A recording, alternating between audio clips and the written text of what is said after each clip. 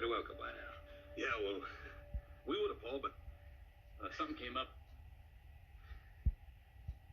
well, what would that be? Well, you know that piece of government range down south of Widows Creek. Actually, they're natural plan to graze those 200 head of steers that you're supposed to be picking up. Well, you see, Paul, we ran into this man out there. Joseph, will you quit that? Oh. You met this man. What about him? Yeah. You see, this man, well, he was a nice man. Nice little man. He had a big stovepipe hat and fancy clothes. He was dressed real well. Fine. You met a well-dressed man. I'm very happy. Now, what has that got to do with you being here instead of on your way to Elko?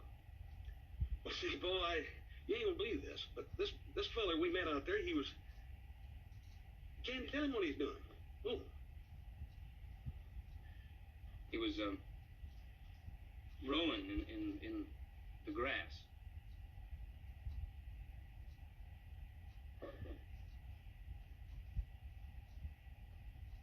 This man was rowing? I can't. He wasn't exactly rowing. He was rowing a boat in the grass is what he was doing. He had a horse in front of it. See, the dang boat had wheels on it. And he had a horse in front, and this girl sitting on the horse, see? Hey, this girl, was she about 5'6", light brown hair, wears it kind of long. Nice smile. A little mole behind her earlobe. Oh, you know them, do you?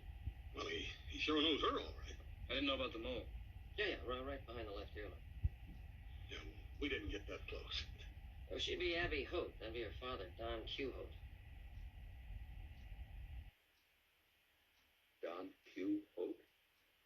I don't believe it. No, that's fact, Paul. He told us his name. That's him.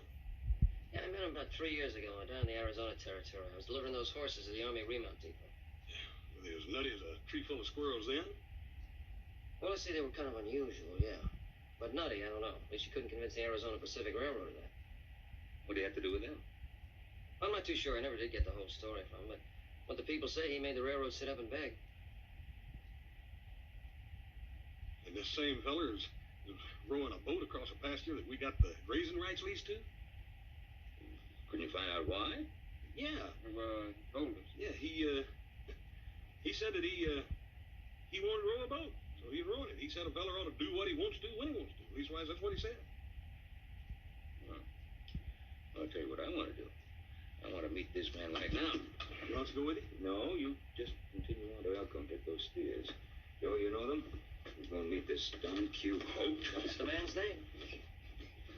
Oh, I tell you, sight of him rowing that boat out across that pasture would make a teetotaler order A double whiskey, bartender, please. Abby, how are you? Joe, how long has it been? It's been 3 years. You look better than ever. Hey, Mr. Holt, good to see you. Delighted to see you, Joseph. Like the cavalry, you arrived in the nick of time. Oh, Paul, we could have handled them. You perhaps, my dear, but I'm past the age of fisticuffs. Excuse me, this is my father, Ben Cartwright. This is Abby Holt, and her father, Mr. Holt. An honor, Mr. Cartwright. Pleasure. Oh, Don Q. Holt. Very interesting name. Actually, Donald Holt. I threw the Q in myself. It gives it a sort of flair, don't you think? Yes, definitely. I take it your big son and his friend mentioned meeting me this morning. Yes, as a matter of fact, they did.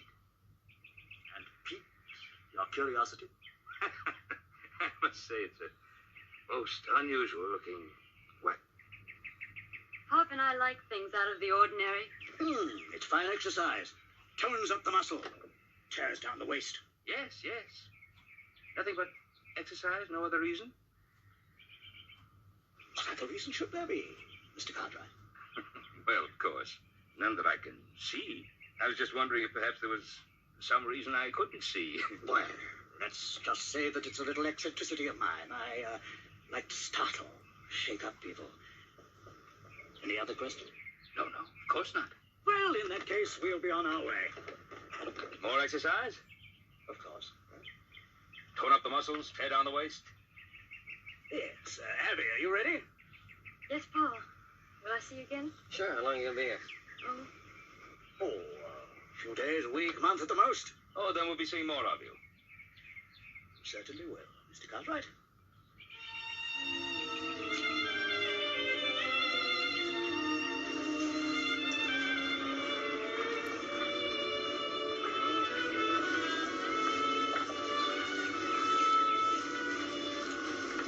Goodbye, Mr. Cartwright. Goodbye, Joe. All right, take care.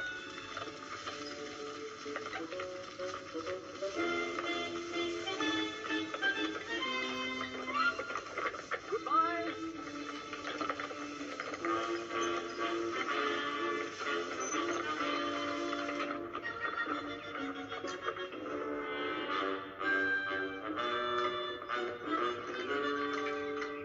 What do you think of him? Well, very lovely girl. Gentleman's a very charming and gracious man. Well, you didn't say anything about nuttier than a squirrel.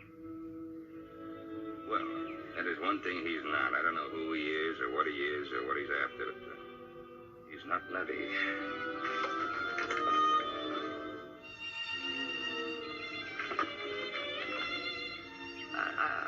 I was just thinking, they might run into some more trouble, like the drunks, you know? Well, they might. It might be kind of neighborly of me if I just kind of rode along with them and, stick close to them around camp and so forth, just so they wouldn't get in trouble. Neighborly. Yeah, I thought so. Joseph, I think that would be very nice of you. I can do it? Go ahead. Thanks, Bud.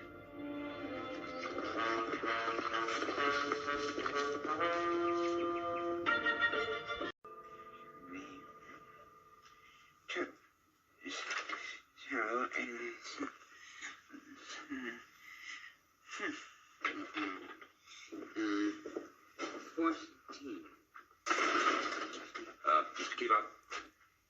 Oh, Mr. Cartwright, come in. I have to tell you, Mr. Cartwright, that I have been drinking. Sir, I didn't know you did, but... Actually, I should have started a long time ago. Why?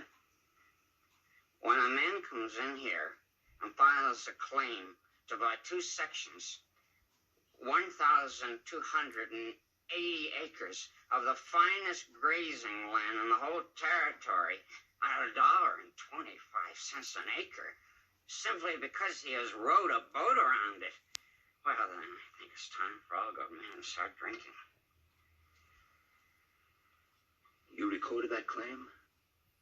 As I am obligated to do by law. What law? Oh, I'm glad that you asked me that. That's subsection D under paragraph 2 of subsection capital A under Roman numeral 3 of Article 12 of the Federal Swamp and Marsh Act. And it's a real law.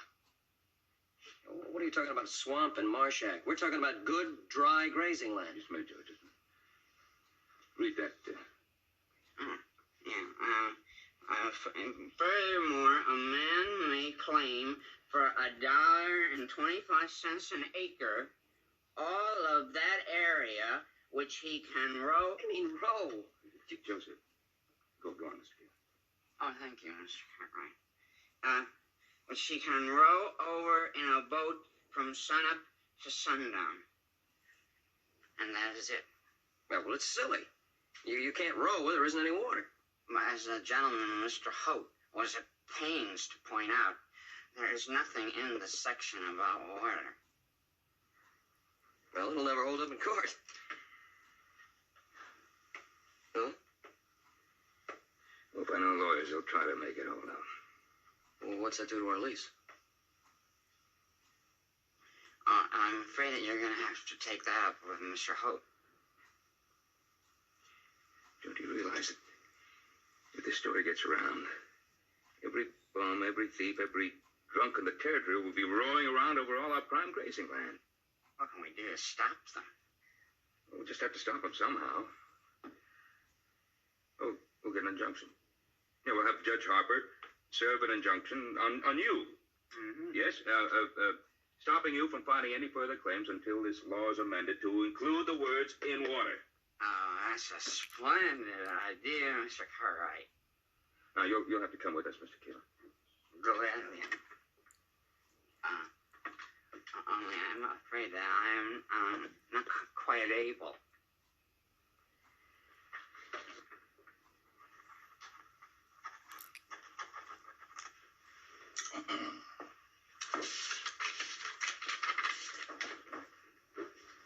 There's your injunction, Ben. Thank you. Mr. Keelot, now you have been served. Well, thank you very much. Let me ask, Yeah, Mr. Keelot, right over here. What are you going to do about the claim that's already been filed, Ben? Well, let's stand up in court. In my court, it would. Oh, I'm afraid it would stand up in the Court of Appeals, too. So I guess I'm just going to have to deal with the not-so-nutty Don Q. Holt. You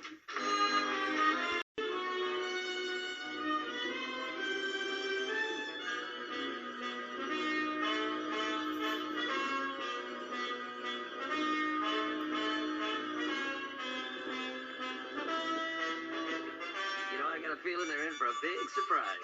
You think we ought to tell them? No, let them go. They haven't done that much work in a bunch of Sundays. You're right, you know, the exercise will do them good. You know, tone up their biceps, trim down their waists.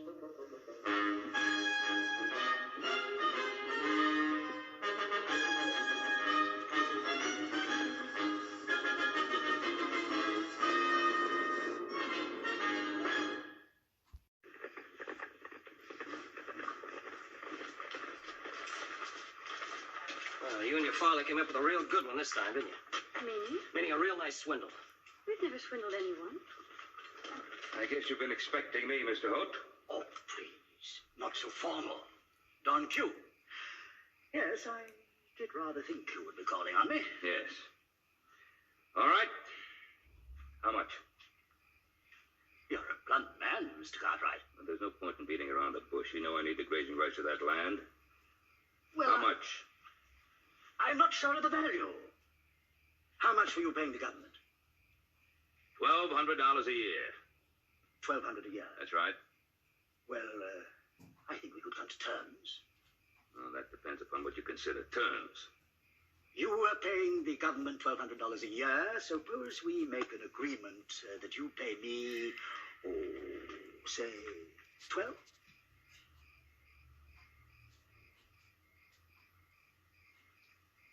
12 what? Dollars a year.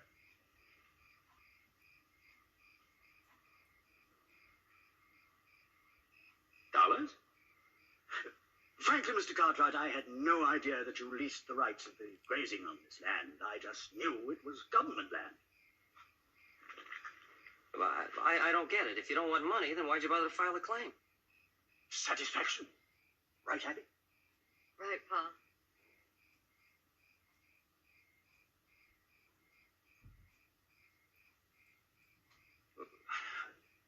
I don't understand. You would. If you had been a citizen of the United States for only 5 years and had spent much of that time, as I have, studying the laws of the land. Well, I still don't. You're still in the dark, eh? Yes. Well, I'm afraid that when I put the Q in my name, I shaped my character. Don Q. Holt. Yes, of course, but, well, you've been successful tilting at windmills. Just my small contribution to my new country. Yes, I've toppled a few windmills, like this ridiculously written law. I'm sure the filing of my claim will cause it to be sensibly amended. Well, as a matter of fact, I filed an injunction to do just that. Of course, it won't affect your claim. Now, how long a lease are you willing to give me? Would you say perpetuity? Forever would be long enough? $12 a year?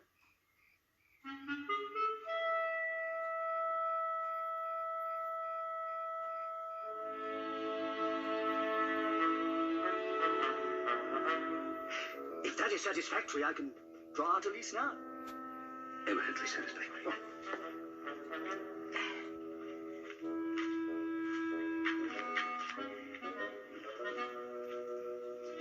A swindle. All right. I'm sorry. Look, I just don't understand your father, that's all. Few people do. Well, can you blame him? I mean, you like riding around the country doing this sort of thing? You do. But then I don't understand you either. I'm an open book. If you're an open book, my dear, it's a language I have not learned to read yet. Maybe I'm too much his daughter. I like tilting at windmills, too.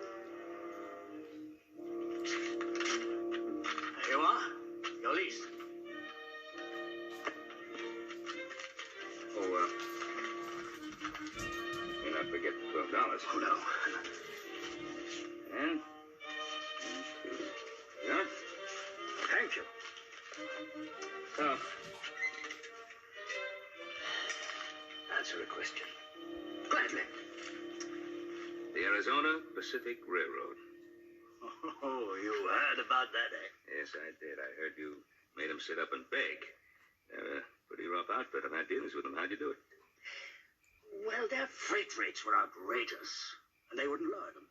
So I decided to float stock in a company to build a competing railroad. Well, I thought they had the only right of way. Well, they do. But I was going to build my railroad in the Gila River. What? In the Gila River? Yes. Oh, I had a wonderful plan drawn up. I was going to divert the river and then lay my tracks in the dry riverbed, which, by law, is public land. Riparian rights, of course. Could it have been done? I haven't the faintest idea. I never thought I'd have to try. You see, when a company is as greedy as the Arizona Pacific, they become easy to bluff. So I bluffed, and they cut their rates in half. Answer your question. Yes. I dislike greed in companies, stupidity in laws, and foolishness in men. My sentiments exactly. Been a pleasure doing business with you, Mr. Holt. Oh, don't you? Don't you? Ready, Joe? Yeah, I'll be right there, Pop. Oh, now that this is over, can I see you again? Just me, not my father. Yes, open book, just you. I like that. Now, what about tonight? Fine. See you tonight.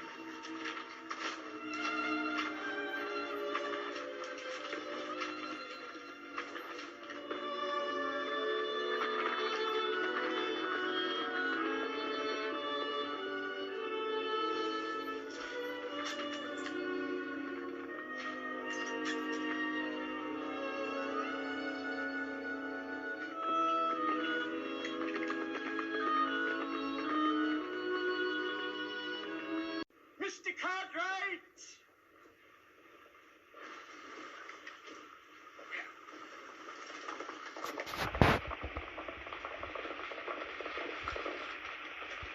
Pa, is everything all right? Fine. Well, what do you want to see me about? Well, to pass on a little information and to ask for a little help. Help? First, the information. I, sold my claim. Oh, you didn't. For $300 cash. For $300, huh? Subject to all previous rights, easements, and agreements.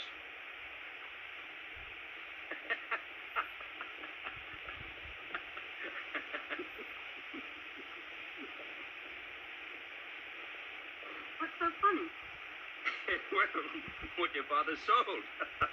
Nothing, right?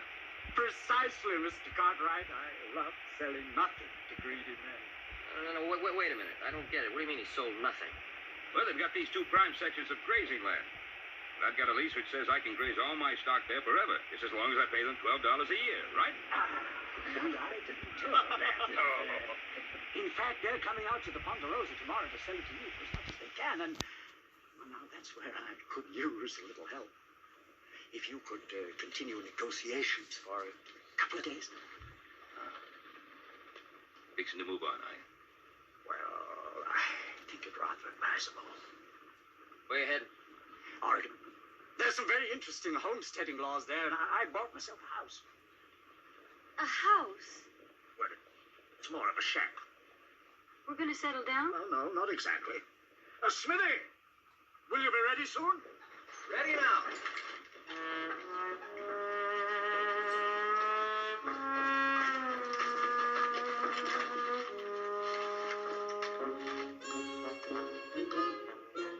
On weeds?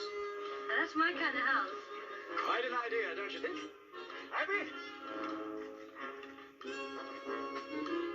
Hi, Josie.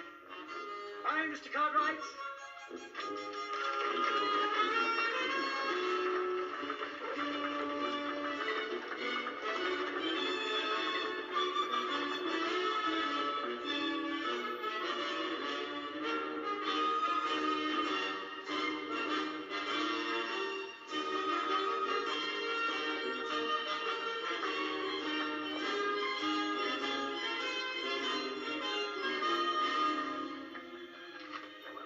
gonna do with a house on wheels?